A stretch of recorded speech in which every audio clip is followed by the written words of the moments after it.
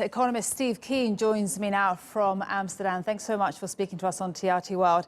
First of all, your reaction to last night's events in the House of Commons. Well, you have it's obviously it's more dramatic than May. May was never going to do anything. Boris, at least, has brought act within weeks of becoming Prime Minister. But he's somebody who's not trusted not only by the other side of Parliament, even by his own side, as we've seen by the people defying him, despite the threat of being expelled from the Conservative Party.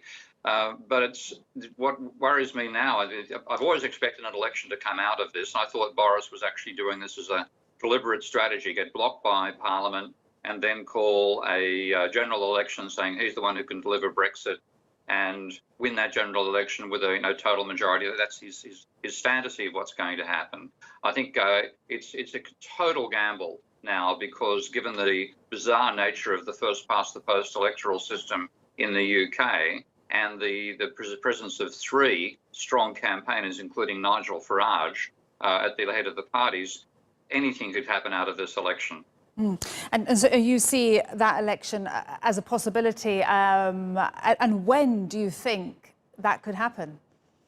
Well, I think certainly the first thing that's going to happen is that the anti-Brexit people in the Parliament, which I would include, of course, Jeremy Corbyn is part of that, will vote for a bill which binds the government, overrules the previous law, which would have come into effect by default on October 31, overrules that and requires a negotiated Brexit.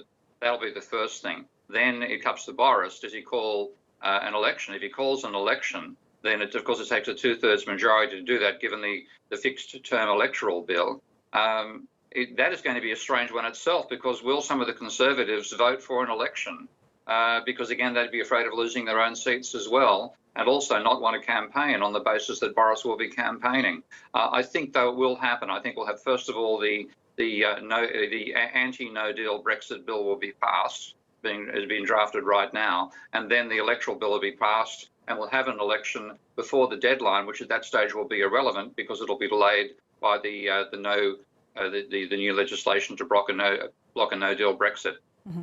And among all of this, the economy is being impacted. As an economist, what's your take on what's happening now and the possibility of a no-deal Brexit?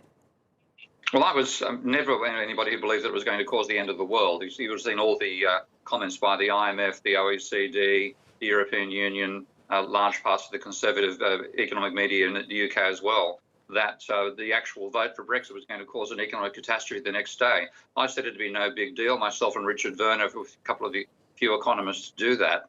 And we base ourselves on saying it's the level of credit and investment in the economy that determines what happens. And that was unaffected. Momentum carried the economy through.